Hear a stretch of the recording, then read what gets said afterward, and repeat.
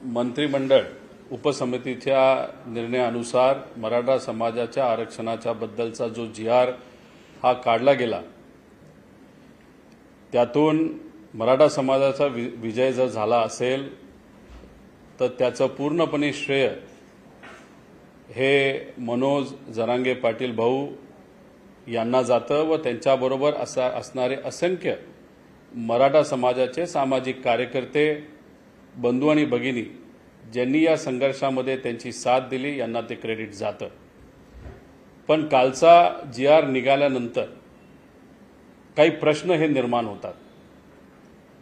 काल जर आपण बघितलं, काल गेल्या काही दिवसांमध्ये आपण जर बघितलं तर 3 महिन्यापूर्वी आंदोलन होणार हे सरकारला माहीत होतं, पण या 3 महिन्यामध्ये ही जी उपसमिती आहे मंत्रिमंडळाची त्यांनी एक सुद्धा बैठक घेतली नाही, या बाबतीतली कुठलीही चर्चा केली नाही। मग हा विलंब का केला गेला? जेव्हा जुन्नरमधून हे सर्व सामाजिक कार्यकर्ते मुंबईकडे निघाले तेव्हा किती लोक त्यांच्याबरोबर आहेत, तसंच मराठवाड्यातून किती लोक येणार आहेत, पश्चिम महाराष्ट्रातून किती येणार आहेत, महाराष्ट्रातून कानाकोपऱ्यातून किती येणार आहेत, हा पूर्णपणे अंदाज हा होम डिपार्टमेंटकडे होता। आणि मग होम डिपार्टमेंटकडे हा अंदाज असताना सुद्धा महानगरपालिकेला या बाबतीत कुठेही सांगण्यात आलं नव्हतं। महानगरपालिकेला कुठेही अंदाज नव्हता की किती मोठ्या प्रमाणात लोक इथे येणार आहेत। आम्हाला जे कळते त्यांनी अंदाज जो बांधला होता तो 5 ते 6 हजार लोकांचा अंदाज होता। लोक किती आली तर लाखो लोक तिथे आली। मग कुठेतरी सरकार या नियोजनाच्या बाबतीत कमी पडलं असं आमच्या सगळ्यांचं मत आहे। त्याच्याचबरोबर जो निर्णय तुम्ही घेतला, हे जे सर्व उपसमिती मंत्रिमंडळाची ती कधी बसली, कधी चर्चेला आली, आंदोलनाच्या ठिकाणी कधी आली, तर जेव्हा हायकोर्टनी निकाल दिला, हायकोर्टनी सरकारवर ताशिरे ओढले, त्यानंतर या समितीने आंदोलनाच्या ठिकाणी जाऊन चर्चा करण्याची भूमिका घेतली। त्यामुळे ह्या सगळ्या गोष्टी बघितल्यानंतर सरकार या बाबतीत सिरियस नव्हतं का असाही प्रश्न निर्माण होतो। त्याच्याचबरोबर ही जी समिती, मंत्रिमंडळाची समिती जी आहे त्याच्यामध्ये ओबीसी नेते महाजन साहेब स्वतः आहेत। त्याच्याचबरोबर काल जेव्हा विखे पाटील साहेब हे जरांगे भाऊंना भेटण्यासाठी आले होते, चर्चा करण्यासाठी आले होते, त्या व्यासपीठावर अजून एक ओबीसी नेते मंत्री जयकुमारजी गोरे भाऊ हे तिथं आले होते। मग ह्या सगळ्या गोष्टी बघितल्यानंतर सर्वांनाच मान्य असणारा हा जर जी.आर. असेल, हा निर्णय असेल, तर मग जेव्हा लोकसभेच्या आधी पहिलं आंदोलन झालं होतं, उपोषण झालं होतं, तेव्हा हाच निर्णय त्यावेळेस का घेतला गेला नाही? मग कदाचित मुद्दामून या सरकारला ओबीसी आणि मराठा समाजामध्ये एक वाद निर्माण व्हावा, ज्याच्यामुळे लोकसभेला थोडंसं इलेक्शन सोपं जावं, विधानसभेचं इलेक्शन सोपं जावं, अशी या सरकारची भूमिका होती का, असेही तिथं प्रश्न निर्माण होतात। अनेक जे तज्ज्ञ आहेत, कायद्याचे तज्ज्ञ असतील, मराठा समाजाचे सामाजिक कार्यकर्ते व तसंच सामाजिक मोठे नेते, यांच्या सगळ्यांच्या प्रतिक्रिया काल बघितल्यानंतर जी शिंदे समिती आहे, जेव्हा नवी मुंबईमध्ये आंदोलन हे थांबवण्यात आलं होतं, जेव्हा त्या काळामध्ये तिथे अध्यादेश दिला होता, तो अध्यादेश आणि कालचा जी.आर. याच्यामध्ये नाव जर बदललं आणि थोड्याफार गोष्टी बदलल्या तर खूप मोठा फरक आहे असं नाही। त्यामुळे तज्ज्ञांच्या म्हणण्यानुसार कालच्या जी.आर. मधून खरंच किती फायदा होणार आहे असं एक मोठं प्रश्नचिन्ह हे निर्माण होते। हे मी म्हणत नाही, तज्ज्ञ म्हणतायत। त्यामुळे याच्यावर उत्तर हे सरकारच्या माध्यमातून लवकरात लवकर दिलं गेलं पाहिजे असं आमच्या सगळ्यांचं तिथं मत आहे। त्याच्याचबरोबर नवी मुंबईमध्ये जो काही अध्यादेश काढला गेला तो घाई गडबडीने काढला। लोकसभेचं इलेक्शन नंतर होतं, त्यानंतर खूप काही त्याच्यामध्ये प्रगती झाली आहे असं वाटत नाही। आणि हाच मुद्दा हा जरांगे पाटलांनी पण घेतला, अनेक सामाजिक कार्यकर्त्यांनी सुद्धा घेतला, म्हणूनच परत एकदा हे आंदोलन उभं करावं लागलं। त्यामुळे लोकांमध्ये आता भीती आहे की काल जो जी.आर. हा काढण्यात आला होता, नाही तर काढण्यात आला आहे, नंतर जाऊन नवी मुंबईत जे घडलं ते परत घडू नये अशी भीती मात्र लोकांच्या मनामध्ये आहे। पण ह्या सगळ्या गोष्टी बघितल्यानंतर एकच वाटतं की लोकसभेमध्ये जे काय वातावरण सरकारच्या माध्यमातून ओबीसी आणि मराठा समाजामध्ये करण्यात आलं होतं त्याच्यामध्ये मुद्दामून राजकीय पोळी भाजण्यासाठी दोन समाजामध्ये जो समाज गुण्यागोविंदाने एकत्रित राहून स्वहिताचे लोकांच्या हिताचे प्रश्न मांडत आपापल्या गावामध्ये जे काम करत होते त्या दोन समाजामध्ये एक वेगळ्या पद्धतीचा राजकीय वाद हा निर्माण केला गेला आणि त्याचा प्रत्यक्ष अप्रत्यक्ष फायदा हा विधानसभेमध्ये भाजपला झाला। त्यामुळे या सरकारला मला सांगायचंय की सरकारने ओबीसी समाजाच्या लोकांची व मराठा समाजाची माफी ही मागितलीच गेली पाहिजे। त्याच्याचबरोबर याच्या पुढे आता जे महत्त्वपूर्ण गोष्टी आहेत जसं शेतकऱ्यांचे प्रश्न, युवा, विद्यार्थी, महिला सुरक्षता, मध्यमवर्गीयांचे प्रश्न हे खऱ्या अर्थाने सोडवले गेले पाहिजे, त्याच्यावर लक्ष केंद्रित केलं पाहिजे, मुद्द्यावर बोललं गेलं पाहिजे। त्यामुळे स्वघोषित चाणक्य नीतीपेक्षा आज माणुसकी जपणारी नीती ही आवश्यक आहे आणि महाराष्ट्र धर्म हा खऱ्या अर्थाने आपल्याला कसा सांभाळता येईल, जपता येईल या दृष्टिकोनातून याच्या पुढे सरकारच्या माध्यमातून निर्णय हे घेतले गेले पाहिजे असं आमच्या सगळ्यांचं मत आहे। आता वेगवेगळ्या नेत्यांकडनं किंवा प्रतिक्रिया अशा येतात ओबीसी समाजातले की हा मुळात जीआर विषयी प्रश्नचिन्ह आहे। दुसरीकडे विनोद पाटील संभाजीनगरला म्हणतात की हा जीआर नेमकं कसा आहे याचं नुसतं हा पत्र काढल्यासारखं काढलेलं आहे, याचा फायदा थेट मिळेल याविषयी शंका आहे। या संदर्भात काही लिगल तुम्ही पाहिलंय का, काय म्हणा? अनेक तज्ज्ञांशी बोलल्यानंतर त्याच्याचबरोबर टीव्हीवर मीडियाच्या माध्यमातून अनेक तज्ज्ञांनी प्रतिक्रिया ह्या दिलेल्या आहेत। त्यामुळे सगळ्यांचं मत हेच आलं आहे की जी कुठली मागणी होती ती पूर्ण कदाचित झाली नाही। त्याच्याचबरोबर सगळ्यात महत्त्वाचा प्रश्न येत्या काळामध्ये निर्माण होणार आहे तो म्हणजे दाखला जो दिला जाणार आहे जातेचा ते प्रमाणपत्र आहे त्याची व्हॅलिडिटी करताना काय अडचणी येणार आहे या बाबतीत कुणीही तिथं बोलणं करत नाही, ही एक महत्त्वाची गोष्ट आहे।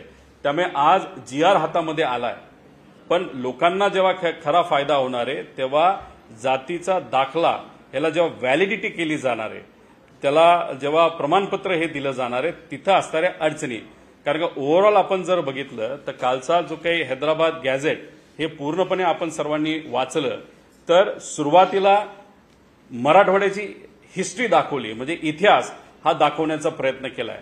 ते वाचल्यानंतर आपण खाली जातो तेव्हा बरेच काही इतर गोष्टी लिहिल्या गेल्या आहे आणि एकदम शेवट की कशा पद्धतीने जातीचा दाखला हा मिळेल ह्याची फक्त प्रोसिजर सांगितलेली आहे। त्यामुळे फक्त प्रोसिजर सांगणारा हा कालचा जीआर आहे असं अनेक तज्ज्ञांचं मत आहे।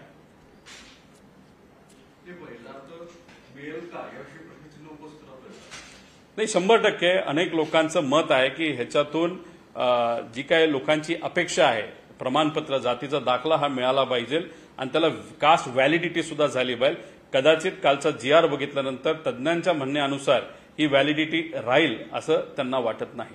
दुसरीकडे भुजबळांनी आज नाराजी व्यक्त केली, मंत्रिमंडळात ते बसता निघून गेले, याचा अर्थ परत एकदा मराठा विरुद्ध ओबीसी हा वाद रंगवला जाईल का आणि शासनाची किती भूमिका होती? हे बघा भुजबळ साहेब मोठे नेते आहेत, आज सत्तेत आहेत, स्वतः मंत्री आहेत, लोकसभेच्या काळामध्ये त्यांनी मोठ्या मोठ्या सभा घेतल्या, त्या सभा असतील तसंच काही भाजपचे पुरस्कृत जे काही छोटे मोठे नेते आहेत इतरही त्यांनी मिळून ज्या सभा घेतल्या त्याच्याचबरोबर दुसऱ्या बाजूला ज्या सभा झाल्या एकत्रित आपण जर बघितलं तर ओबीसी आणि मराठामध्ये खूप मोठ्या प्रमाणात वाद निर्माण झाला, एक दुरी निर्माण झाली आणि त्या दुरीचा प्रत्यक्ष अप्रत्यक्ष फायदा इलेक्शनच्या काळामध्ये भाजपला आणि त्यांच्या मित्रपक्षाला नक्कीच तिथं झाला। आम्हाला भीती हीच वाटते, आमच्या सगळ्यांचं मत हेच आहे की एक सलोखा दोन्ही समाजामध्ये एकोपा सलोखा बंधुभाव हा राहिला पाहिजे, हाच खऱ्या अर्थाने संतांचा शिवशाहू फुले आंबेडकरांचा विचार आहे। पण आज ते होताना दिसत नाही, मुद्दामून एक वेगळा वाद निर्माण केला जातो। आता भुजबळ साहेब का नाराज आहेत हे मला तरी सांगता येणार नाही, पण जर आपण उपसमिती मित्रमंडळाची जी उपसमिती आपण जर बघितली त्याच्यामध्ये महाजन साहेब आहेत, ते स्वतः ओबीसी नेते आहेत आणि काल जे कोणी मराठा नेते नाही तर मंत्री हे जरांगे पाटलांना भेटण्यासाठी आले होते त्याच्यामध्ये जयकुमार गोरे सुद्धा जे ओबीसी नेते आहेत मंत्री आहेत ते सुद्धा तिथं होते। आता ओबीसी नेते आणि मराठा नेते मिळून हा निर्णय तिथं घेतला गेला असेल नाही तर जीआर काढला गेला असेल तर मग या बाबतीत भुजबळ साहेब हे नाराज का, हे खरं तर भुजबळ साहेबांनाच आपण विचारलं पाहिजे. त्यामुळे ओबीसी आणि मराठा भाजपचे नेते एकत्रित घेऊन हा निर्णय घेतला. त्यामुळे असं आम्हाला वाटतं की ओबीसी आणि मराठा समाजाला मानणारा हा GR आहे, नाही तर मान्य केलेला हा GR आहे. मग असं वेगळी भूमिका ही भुजबळ साहेब का घेतात हे त्यांनाच खऱ्या अर्थाने विचारलं पाहिजे. कालच्या पूर्ण 4-5 दिवसाच्या जरांगींच्या आंदोलनाच्या दरम्यान प्रश्न उपस्थित होते की या सगळ्या चित्र याच्यामध्ये मुख्यमंत्री आणि विखे हे समोर दिसत होते. दोन्ही मुख्यमंत्री कुठे होते याचा खूप जोरदार राजकीय वर्ष सुरू होतं की शिंदे कुठे होते, अजितदादा कुठे होते, आणि त्याच्यावरून आता वेगवेगळ्या राजकीय प्रतिक्रिया सुद्धा येतात की दोन मुख्यमंत्री असूनही मुख्यमंत्र्यांनाही प्रतिष्ठित टार्गेट करायचा प्रयत्न होता. तर बघा, मंत्रिमंडळ उपसमितीच्या बैठका झाल्या असं आम्हाला कळतं. त्याच्यामध्ये कुठेही मुख्यमंत्री आणि दोन्ही उपमुख्यमंत्री हे उपस्थित नव्हते. मुख्यमंत्र्यांच्या बाबतीत बोलायचं झालं, जे काही आम्हाला टीव्हीला आणि त्यांच्या सोशल मीडियावर दिसतंय, अमित शहा साहेबांबरोबर त्यांची बैठक झाली. गणपती मंडळाची अनेक मंडळं होती, तिथं त्यांचं भेटी ह्या चालू होत्या. त्यामुळे ते कशात व्यस्त होते, तर गणपती मंडळाला भेटी देण्यामध्ये व्यस्त होते.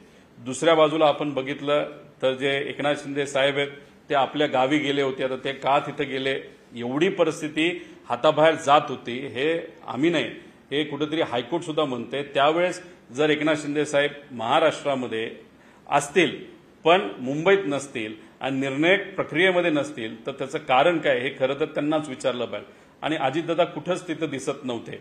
त्यामुळे मग तुम्ही एवढी मोठी सत्ता तुमच्या हातामध्ये, एवढी मोठी पदं तुमच्या हातामध्ये, लाखो लोक मुंबईमध्ये येतात, त्यांची गैरसोय तिथं होती. मुंबईकरांचं आणि आंदोलकांचं मन मोठं आहे म्हणून कुणी त्या बाबतीत कंप्लेन केलं नाही, पण मुंबईकरांना सुद्धा अडचणी तिथं झाल्या. तरी सुद्धा हे सर्व नेते या निर्णयाच्या प्रक्रियेमध्ये नव्हते. हे खऱ्या अर्थाने दुर्दैवी गोष्ट आहे. 29 तारखेपर्यंत आम्हाला जे कळतंय, महानगरपालिकेची आणि होम मंत्रालयाची म्हणजे गृह मंत्रालयाची आणि मुख्यमंत्र्यांची आणि दोन्ही उपमुख्यमंत्र्यांची एक सुद्धा बैठक झाली नव्हती. मग हे या आंदोलनाला तुम्ही सिरियसली घेतलं नव्हतं का? एवढे लाखो लोक मुंबईत येत आहेत हे तुम्हाला माहीत नव्हतं का? मुंबईकरांची गैरसोय होईल हे तुम्हाला माहीत नव्हतं का? मग असं असेल तर मग तुम्ही बैठका का नाही घेतल्या? या सर्व गोष्टींना तुम्ही का नाही सिरियसली घेतलं? जेव्हा हायकोर्टली या गोष्टींमध्ये लक्ष घातलं, हायकोर्टली सरकारवर ताशिरे ओढले, त्यानंतर ही उपसमिती जागी झाली, मग कुठेतरी आंदोलनाच्या ठिकाणी जाऊन जर चर्चा करत असेल, मग आपल्याला असं म्हणावं लागेल की सरकारचं यश नाही हे GR काढून, हे यश जर कोणाचं असेल तर ते हायकोर्टचं यश आहे आणि जरांगे पाटलांचं यश आहे, सामान्य कार्यकर्त्यांचं यश आहे, असं आपल्या सगळ्यांना म्हणावं लागेल.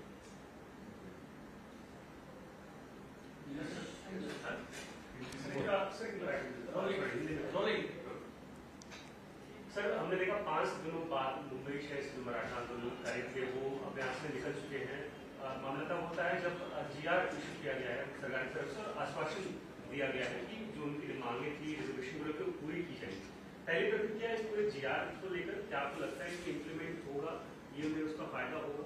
देखो, लोकसभा का जब इलेक्शन था उसके पहले भी ये बहुत बड़ा आंदोलन जरांगे पाटिल जी है, उनके साथ जो सामाजिक कार्यकर्ते उनने सबने मिलकर एक आंदोलन किया था, उपोषण भी किया था. नवी मुंबई में जो आंदोलन हुआ था वहां पे सरकार के माध्यम से एक अध्यादेश निकाला गया था. वो अध्यादेश देखने के बाद आंदोलन वहां पे स्थगित हो गया था. लेकिन बहुत जनों का कहना यह था अध्यादेश तो निकला लेकिन वो इम्प्लीमेंट नहीं हुआ. कहां न कहा तो भी लोगों का वहां पे विश्वासघात हुआ. इसी के कारण अभी और एक बार आंदोलन हुआ. अभी नया GR वहां पे निकाला है, लेकिन जो समिति है, जो टेक्निकल समिति है शिंदे साहब के अंतर्गत, जो एक माजी न्यायाधीश है, वो समिति उस टाइम से अभी तक वो काम ही कर रही है. अगर कल का GR आप देखो तो उसमें बहुत बड़ा फर्क है, ऐसे नहीं है. लेकिन कल अगर आपने देखा तो बहुत सारे कल से लेके आज तक और आगे भी बहुत सारे ऐसे मराठा समाज के अभ्यासक है या एक्सपर्ट लोग हैं, लीगल एक्सपर्ट्स है, सबके अगर स्टेटमेंट आप देखो तो ये जो GR निकाला गया है वो कोर्ट में वैलिड नहीं रह सकता या उस GR के माध्यम से लोगों की जो अपेक्षा है वो पूर्ण नहीं होगी, ऐसे सबको लग रहा है. दूसरी बात, 3 महीने पहले सरकार को मालूम था कि ये आंदोलन होने वाला है, तो 3 महीना एक भी बैठक ये उपसमिति की क्यों नहीं हुई? उसी के साथ 29 तारीख तक मुख्यमंत्री साहब, दोनों उप मुख्यमंत्री और महानगर पालिका मुंबई और होम डिपार्टमेंट, उनकी भी कोई भी बैठक वहां पे नहीं हुई जहां पे ये चर्चा हुई कि ये बहुत बड़ा इश्यू हो सकता है, लाखों लोग बंबई में आ सकते हैं, जिसके कारण जो आने वाले लोग हैं उनको भी अड़चन हो सकती है, मुंबईकरों को भी अड़चन हो सकती है। तो थोड़ा सा प्लानिंग सरकार का वहां पे कम हुआ था। और जब जहां पे आंदोलन हो रहा था वहां पे सरकार के तरफ से कोई भी मंत्री वहां पे नहीं गया था। जब हाईकोर्ट ने वहां पे आदेश दिए उसके बाद वहां पे मंत्री जाना चालू हो गए। तो हम सबका कहना है कि मिसमैनेजमेंट सरकार के माध्यम से वहां पे हुआ था। और कल का निर्णय जो लिया गया, जब जीआर निकाला गया था, उसकी जो समिति है उसमें महाजन साहब एक ओबीसी नेता है, वो खुद उस समिति के सदस्य है। और कल वहां पे चर्चा करने के लिए जय कुमार गोरे जी, जो ओबीसी नेता है और मंत्री भी है, वो खुद बाकी मराठा नेता और मंत्री के साथ वहां पे चर्चा करने के लिए गए थे। तो उसका कारण है वो जो जीआर कल का निकाला गया था वो सब समाज को एक्सेप्टेड है, या सब समाज के नेताओं को वो एक्सेप्टेड है। सो हम सबका कहना है कि ये लोकसभा के पहले क्यों नहीं निकाला गया था, लेकिन लोकसभा के पहले जो निकाला गया था उसके बाद अगर आप देखो तो ओबीसी वर्सेस मराठा एक परसेप्शन सत्ताधारी जो लोग हैं उनके माध्यम से ये महाराष्ट्र में किया गया था, जिसके कारण उनका थोड़ा सा राजनीति या प्लानिंग ऐसे हो सकता है कि लोकसभा और विधानसभा को ये जो ओबीसी वर्सेस मराठा का वातावरण है उसका उनको फायदा हो जाएगा। कोई हद तक विधानसभा में डेफिनेटली उनको फायदा हुआ ऐसे लोग कहते हैं, लेकिन कल अगर देखो तो ये जीआर निकाला, सब ओबीसी नेता भी वहां पे, तो ये पहले निकालना चाहिए था। लेकिन जानबूझ के बीजेपी को जैसे मुस्लिम वर्सेस हिंदू, अभी बंबई में मराठी वर्सेस अमराठी, वैसे उस टाइम पे ओबीसी वर्सेस मराठा करके इनको सिर्फ राजनीति करनी थी, ये यहाँ पे सिद्ध होता है। इसलिए सरकार ने ओबीसी समाज के लोग और मराठा समाज के लोग इन दोनों की माफी मांगनी चाहिए। और इसके आगे जो आज किसान प्रॉब्लम में है, युवा प्रॉब्लम में है, महिला सुरक्षा का विषय बहुत बड़ा है, उस विषय पे ज्यादा ध्यान देने की जरूरत है। यहाँ पे चाणक्य कौन, इस पे ज्यादा चर्चा होती है। हमको चाणक्य कौन उसकी पड़ी नहीं है, हमको सिर्फ मानुष की या ह्यूमैनिटी समझने वाले नेता आज चाहिए, जो रियल इश्यूज पे आज बात करने की जरूरत है। सर, आजच्या कॅबिनेटमध्ये ना एक ओबीसीसाठी समिती गठीत करण्याचा निर्णय घेतला गेला। म्हणजे यापूर्वी मराठा मंत्री उपसमिती गठीत होती, त्याच धर्तीवर आता ओबीसीसाठी सुद्धा मंत्री समिती एक असेल असं म्हटलं जातं आणि त्या संदर्भातचा जीआर तात्काळ आज काढला गेला असं कॅबिनेटमध्ये एक डिसिजन आहे। बघा, मराठा आरक्षणासाठी जी तुम्ही उपसमिती केली होती त्याच्यामध्ये अनेक मराठा समाजाचे नेते होते आणि ओबीसी नेते सुद्धा त्याच्यामध्ये होते। आता या सगळ्यांनी मिळून निर्णय जर तिथं घेतला असेल नाही तर जीआर जर काढला असेल तर अजून एक तुम्हाला ओबीसी समाजाची समिती कशाला पाहिजे? याच्यापेक्षा आमचं मत आहे बहुजन समाजाची एक समिती काढा, त्याच्यामध्ये हे सर्व विषय एकदाच चर्चेत आणा आणि ते त्या ठिकाणी मार्गी लावा। सर्व समाजाला तुम्ही तिथं विश्वासात घ्या। पण झालं असं आहे की यांना ओबीसी आणि मराठा हा वाद कदाचित कायमच ठेवायचा आहे, त्याच्यावर कायमच राजकीय पोळी भाजायची आहे, असा हेतू या सरकारचा त्याच्यामध्ये त्या ठिकाणी दिसतोय असं आपल्याला म्हणावं लागेल। दादा, एकीकडे ॲडव्होकेट गुणरत्न सदावर्ते हे या मोर्चाच्या विरोधात कोर्टात जाताना पाहायला मिळतात, परंतु आता सरकारने जरी हैदराबाद गॅजेटच्या संदर्भात शासन निर्णय आणलाय तर उद्या उठून जर सतीश सदावर्ते जर या गॅजेटच्या विरोधात कोर्टात गेले तर हा जो शासकीय निर्णय आहे तो कोर्टात टिकू शकणार नाही, मग पुन्हा एकदा मराठ्याची फसवणूक होईल। सदावर्ते जे सामाजिक कार्यकर्ते आहेत ते भाजपच्या एका खूप मोठ्या नेत्याच्या जवळचे आहेत, त्यामुळे जर सदावर्ते या जीआरच्या विरुद्ध कोर्टात गेले, हे सदावर्ते कोर्टात गेले असं आपल्याला म्हणता येणार नाही, भाजप हे कोर्टात गेलं मराठा आरक्षणाच्या विरोधात असं आपल्याला त्या ठिकाणी म्हणावं लागेल।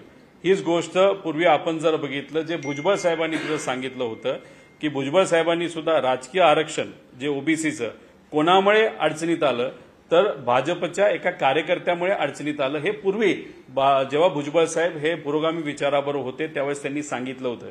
आज ते सत्य म्हणून त्या बाबतीत ते बोलत नाहीत, पण ते मोठे नेते आहेत, त्यामुळे जेव्हा केव्हा काही गोष्टी आपल्याला स्वतः करता येत नाहीत तेव्हा कोर्टाच्या माध्यमातून भाजप नेहमी त्या गोष्टी त्यांनी करून दाखवलेल्या आहेत, हे अनेक वेळा आपण सर्वांनी तिथं बघितलेलं आहे।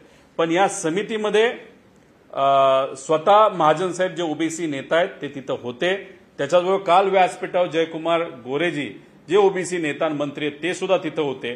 त्यामुळे सर्व समाजाला विश्वासात घेऊन कालचा GR हा त्यात काढण्यात आला. जो जरांगे पाटलांना भाऊंना तो मान्य झाला, कार्यकर्त्यांना मान्य झाला, ओबीसी नेत्यांना मान्य झाला, त्याच्याचबरोबर मराठा नेत्यांना मंत्र्यांना मान्य झाला. त्यामुळे कुठंतरी सर्व मान्य असणारा हा निर्णय असा आपल्याला म्हणावा लागेल.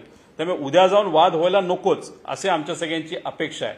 आणि जर वाद होणार नसतील तर हा निर्णय जो तुम्ही उशिरा आता 2 वर्षानंतर काढताय, हाच निर्णय तुम्ही 2 वर्षापूर्वी जर काढला असता तर आज जे काय महाराष्ट्रामध्ये घडलंय, जो 2 समाजामध्ये वाद निर्माण झालाय ओबीसी आणि मराठा, हा कदाचित झाला नसता. परंतु ही मराठा आंदोलनाची वेळ मारून नेण्याकरता हे सगळं म्हणजे एका प्रकारचा हा गेम प्लॅन सगळा रचला गेला असं म्हणता येणार का? ज्या पद्धतीने आता ॲडव्होकेट गुणरत्न सदावर्ते या शासनाच्या निर्णयाच्या विरोधात पुन्हा कोर्टात जातील, हा निर्णय टिकेल की नाही टिकेल हा सगळा कोर्टाचा निर्णय ठरणार आहे. परंतु ज्या पद्धतीने ही मराठ्यांची वज्रमूठ एकत्रित झालेली होती मुंबई, ती तोडण्याकरता हे सगळं चक्रव्यूह रचलं गेलं. हे बघा, आमचं सगळ्यांचं एकच मत आहे, हे सर्व सामाजिक कार्यकर्ते आहेत, कुठल्या पक्षाची लोक नाहीत.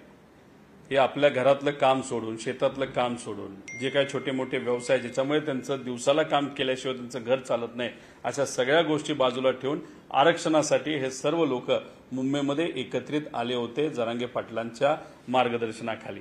आता तुम्ही GR काढलाय, त्या GR मध्ये मराठा समाजाच्या नेत्यांनी पाठिंबा दिलाय, त्याच्याचबरोबर ओबीसी जे आज सत्तेत आहेत, नेते आहेत, मंत्री आहेत, त्यांनी पाठिंबा दिलेला आहे. सर्वमान्य असा GR इथं काढण्यात आलेला आहे. तर मग इनडायरेक्टली अप्रत्यक्षपणे भाजपच्या विचाराच्या एखाद्या वकिलाला नाही तर कार्यकर्त्याला कोर्टात जाऊन जर या GRच्या विरोधात तुम्ही लढायला लावत असाल, हे कितपत योग्य आहे? कुठं ना कुठंतरी परत एकदा फसवणूक ही समाजाची होईल असं आमच्या सगळ्यांचं त्याच्यामध्ये त्या ठिकाणी मत आहे. त्याच्याचबरोबर हा GR जर व्हॅलिड असेल तर मग कोर्टात जाऊन सुद्धा हा टिकू शकतो. त्यामुळे अशाच पद्धतीने GR काढणं हे अपेक्षित आहे. त्याच्याचबरोबर ह्या सगळ्या गोष्टी आपण जर बघितल्या, लोकसभेच्या आधी नवी मुंबईचं आंदोलन झालं होतं, तेव्हा सांगण्यात आलं पुढच्या 3-4 महिन्यामध्ये आम्ही निर्णय घेऊ, टप्प्याटप्प्यात आम्ही सगळं लागू केलं.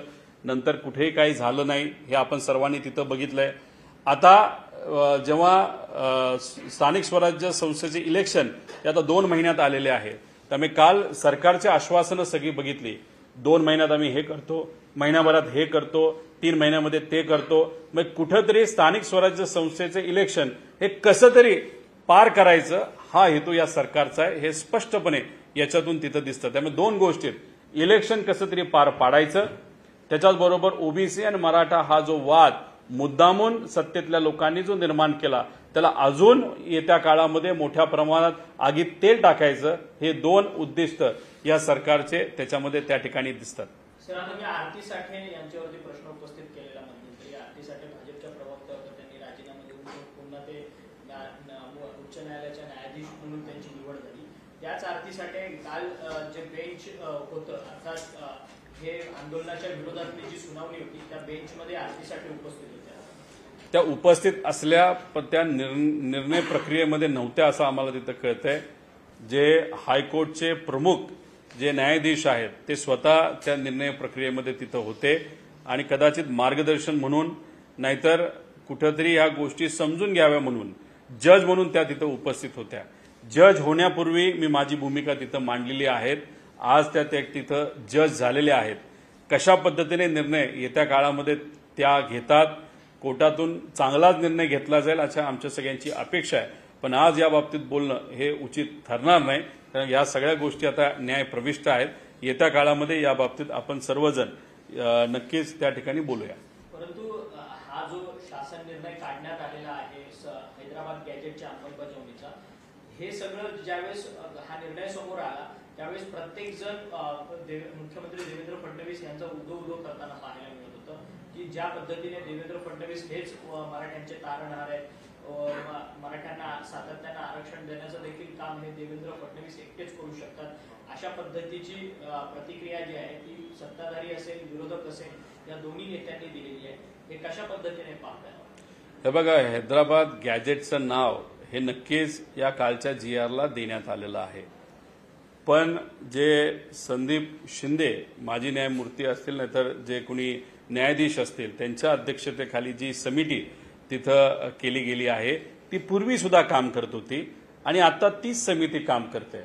त्यामुळे नवी मुंबईला जो काही निर्णय नाही अध्यादेश काढला गेला आणि आता जो काही GR काढला गेला तो काय खूप वेगळा आहे असं म्हणता येणार नाही. ठीक आहे, त्याच्यामध्ये काही गोष्टी बदल केलेल्या आहेत, पण मग एकच न्यायमूर्ती जर आधी आणि आताही जर काम करत असतील तर मग कालचा निर्णय हा देवेंद्र फडणवीस साहेबांच्या मार्गदर्शनाखाली, कारण का आज जे मुख्यमंत्री आहेत आणि तेव्हाचा निर्णय जेव्हा एकनाथ शिंदे साहेब मुख्यमंत्री होते, मग हे दोन्ही निर्णय वेगळे आहेत का असाही प्रश्न तिथं निर्माण होतो. पण कालचा निर्णय हा जर समाजाली आणि सामाजिक कार्यकर्त्यांनी आणि सामाजिक नेत्यांनी जर स्वीकारला असेल तर मग नक्कीच आपल्याला तिथं पाठिंबा हा द्यावा लागेल. पण जेव्हा दाखला द्यायची वेळ येईल तेव्हा आपल्याला बघावं लागेल काय परिस्थिती होती. त्यामुळे आज काय बोलून होणार नाही. कदाचित 6 महिन्यानंतरच आपल्याला स्पष्टपणे कळेल की खरंच या GRच्या माध्यमातून मदत झाली का काहीच आपल्या हाती आलेलं नाही. मंत्री राधाकृष्ण विखे पाटील यांनी आपल्या संदर्भात एक वक्तव्य केलं आहे की रोहित पवार यांनी उथळ बोलू नये. आरक्षणाच्या संदर्भात त्यांनी त्यांचे आजोबा शरद पवार यांना एकदा सल्ला घ्यावा त्यांच्याकडे. माझं एवढंच विखे पाटील साहेबांना म्हणणं आहे की आपण 2004चा निर्णय तिथं बघावा. त्याच्याबरोबर आधी मंडल आयोग जेव्हा स्थापन झालं होतं त्याच्यामध्ये सुद्धा बऱ्याच काही गोष्टी आहेत. त्याच्यामध्ये कुंभी समाजाचे सुद्धा मुद्दे आहेत. तेव्हा या सगळ्या गोष्टीचा तुम्ही अभ्यास करा. आणि जेव्हा केव्हा विखे पाटील साहेब हे वरिष्ठ नेते आहेत, मला तुम्ही सांगा, मी छोटा नेता आहे, नेता सुद्धा नाही, मी कार्यकर्ता आहे. माझा अभ्यास कदाचित कच्चा असेल तर फक्त एक स्टेटमेंट देण्यापेक्षा समोरासमोर होऊन जाऊ द्या. मी अभ्यास करून येतो, तुम्ही अभ्यास करून जावा. त्याच्याचबरोबर जर तुम्हाला समोरासमोर यायचं नसेल, या बाबतीत तुम्ही जर कुठं कॉन्फिडंट नसाल तर मी जे काही प्रश्न मांडलेले आहेत, नाहीतर हे जे काही तज्ज्ञ आज न्यायपालिकेचे तज्ज्ञ असतील नाहीतर समाजाचे जे काही तज्ज्ञ आहेत ते जे प्रश्न चिन्ह निर्माण आज करत आहेत तुमच्या निर्णयावर, त्याच्यावर तुम्ही सरळ प्रेस कॉन्फरन्स घ्यावी, त्याच्यावर तुम्ही तिथं उत्तर द्यावं. त्यामुळे काय होतं, आम्ही युवा म्हणून एखादा प्रश्न जेव्हा मांडतो, एखादी भूमिका जेव्हा मांडतो, आम्हाला नेहमी हेच सांगितलं जातं, तुम्ही युवा आहात, तुम्हाला त्यातलं काहीच कळत नाही. मग युवा आहात तर आम्ही लढायचं नाही का, आम्ही मुद्दे मांडायचे नाही का, आम्ही अभ्यास करायचा नाही का. त्यामुळे जर तुम्ही मोठे वरिष्ठ नेते असाल तर एकत्रित बसू, समोरासमोर होऊन जाऊ द्या. मग खरं काय खोटं काय हे लोकांना त्या ठिकाणी कळेल. कल सरकार के आदेश के बाद कहीं भी मराठा कम्युनिटी में सैटिस्फैक्शन हमें नजर आया, लेकिन अब इसके बाद ओबीसी समाज के जो नेता हैं वो उससे नाराज है. छगन भुजबल जो कि मिनिस्टर है, सरकार में मंत्री हैं, वो कैबिनेट मीटिंग को बड़बड़ करते नजर आ रहे हैं. क्या एक और खतरा मुंबई की सैरों पर मंडराता नजर आ रहा है? नहीं, देखो, बीजेपी की तरफ से अगर आप देखो तो जय कुमार गोरे जी कल व्यासपीठ पे थे. वो माली नेता है, ओबीसी नेता है. उसी के साथ अगर आप देखो उस कमेटी में महाजन जी जो बीजेपी के वो वहां पे समिति के मेंबर है. अब ये बड़े निर्णय में भुजबल साहब को क्यों इन्वॉल्व किया नहीं गया वो खरं देखना पड़ेगा. उसी के साथ वो नाराज क्यों है वो भी देखने की जरूरत है. मराठा नेता तो वो समिति में है, उसी के साथ कल 2-3 ओबीसी नेता भी उस समिति में चर्चा में थे. तो कल का जो GR निकाला गया ऐसे दिख रहा है कि ओबीसी समाज और मराठा समाज उनको एक्सेप्ट होने वाला ये कल का निर्णय था. अगर वो एक्सेप्ट होने वाला कल का निर्णय था तो भुजबल साहब अलग भूमिका क्यों ले रहे, वो उनको बोलने के बाद, चर्चा करने के बाद ही हम सबको पता चलेगा. इसीलिए उनका स्टेटमेंट इस बारे में क्या आता है वो आगे आने वाले समय पे ही समझेगा. लेकिन कल अगर सबको मान्य होने वाला निर्णय लिया गया तो हम सबका कहना है 2 साल पहले जब लोकसभा इलेक्शन था उसके पहले ये कल का निर्णय क्यों नहीं लिया गया. और दूसरी बात, हम सबका कहना है या एलिगेशन है कि जो सत्ता में लोग हैं उन्होंने जानबूझ के महाराष्ट्र में ओबीसी वर्सेस मराठा ये वाद निर्माण किया और उसी पे उन्होंने ये इलेक्शन लड़ी विधानसभा की, वहां पे उनको थोड़ा बहुत यश मिला. इसीलिए ये जो वाद है हम चाहते वो मिटना चाहिए, लेकिन भाजपा या सत्ता में जो लोग हैं वो चाहते ये वाद ऐसे ही आगे चलता रहे जिसके कारण बीजेपी और उनको मित्र पक्षों को फायदा होगा. इसलिए ये जो वाद अभी हमको पता चली, मराठा समाज की उपसमिति फॉर्म की गई, अभी ओबीसी समाज की गई, ये आगे कब खत्म होगा. रियल इश्यूज जो है किसान, विद्यार्थी, युवा, महिला सुरक्षता, मिडिल क्लास, इस विषय में जो मूलभूत चर्चा है उस बारे में चर्चा आज से आगे होनी चाहिए. ऐसे हम सबकी मांगनी है. सर, मुंबई से सटे नेरल इलाके में एक हैरान करने वाला मामला सामने आया, जहां पर एक टाउनशिप बनाई जा रही है जिसका नाम दिया गया सुकून रेसिडेंसी. अब इसमें बात ये है कि जो उसकी एडवर्टीजमेंट की जा रही है, हाउस ऑफ सेल की एडवर्टीजमेंट की जा रही है, उसमें ये प्रदर्शित किया जा रहा है कि सिर्फ एक पर्टिकुलर कम्युनिटी के लिए, यानी मुसलमानों के लिए ही वहां पर हो। एडवर्टीजमेंट में ऐसे जागरण टर्म्स यूज की जा रही है कि यहाँ पर आपको हलाल एनवायरमेंट दिया जाएगा, आप कल्चरली एक्सपोज नहीं होना पड़ेगा, अपने कल्चर को एक्सप्लोर कर सकते हैं। तो क्या इसके पीछे आप लॉजिक समझते हैं और क्यों इस तरीके का? देखो, ये इस देश में सब समाज के, सब जाति धर्म के लोग रहते हैं। इस राज्य में सब जाति और धर्म के लोग रहते हैं। इस सिटी में या शहर में सब जाति और धर्म के लोग वहां पे रहते हैं और रहते आए हैं। तो कोई भी बिल्डिंग का अगर पब्लिसिटी या प्रमोशन वहां पे सिर्फ कास्ट बेस या रिलीजन बेस किया जाता है तो कॉन्स्टिट्यूशन वो अलाउ नहीं करती। अगर कहाँ पे किसी ने ये किया होगा उनको वो चेंज करना ही पड़ेगा। इस तरीके से कोई भी समाज या जाति धर्म के लोग हैं इस तरीके का डिफ्रेंसिएशन वहां पे नहीं कर सकते, ऐसा हम सबका कहना है। साहेब, दोन प्रश्न आहेत. विखे पाटील यांनी तुमच्यावर टीका केली. दुसरे की लालबागच्या संदर्भामध्ये लालबागच्या गणेश मंडळाला मानवाधिकार आयोगाने नोटीस पाठवली. तिथे व्हीआयपी लोकांना वेगळी ट्रीटमेंट आहे, सामान्य नागरिकांना या संदर्भामध्ये एक नोटीस दिलेली आहे. विशेष म्हणजे ती लालबाग मंडळ आणि शासन याला दोघांनाही देण्यात आलेली की कुठल्याही देवाला असं व्हीआयपी ट्रीटमेंट कुठल्याही लोकांना देऊ नये हे मानवाधिकार आयोगाचं मत आहे. नाही, कसं असतं, एक तुम्ही गोष्ट समजून घ्या की ठीक आहे व्हीआयपी ट्रीटमेंट नसावी असं आमच्या सगळ्यांचं म्हणणं सुद्धा आहे, पण काही व्हीआयपी असे असतात की त्यांना सिक्युरिटी असते, त्यांच्या अवतीभोवती पोलीस असतात, त्यांच्या अवतीभोवती गार्ड्स असतात, काही प्रायव्हेट सिक्युरिटी असते, कुणी सेलिब्रिटी असते आणि मग गर्दीत अशा लोकांना अडचण होऊ नये, नाहीतर या लोकांमुळे तिथं असणाऱ्या सामान्य लोकांना अडचण होऊ नये म्हणून लालबागच्या राजाची जी समिती आहे त्यांनी त्या पद्धतीचं डिफरन्सिएशन नाहीतर विभाजन तिथं केलं असावं असं मला वाटतं. एका दृष्टिकोनातून ते जे म्हणतात ते बरोबर आहे, पण दुसऱ्या दृष्टिकोनातून आपण जर बघितलं हे व्हीआयपी जर नॉर्मल ह्याच्यातून आले आणि त्यांचा लवाजवा जो असतो त्याच्यामुळे सामान्य लोकांना खूप मोठ्या प्रमाणात अडचण ही होऊ शकते. त्यामुळे दोन्ही बाजूचा अभ्यास करून योग्य असा निर्णय नाहीतर नोटीस द्यायला पाहिजे होती असं मला तरी वाटतं.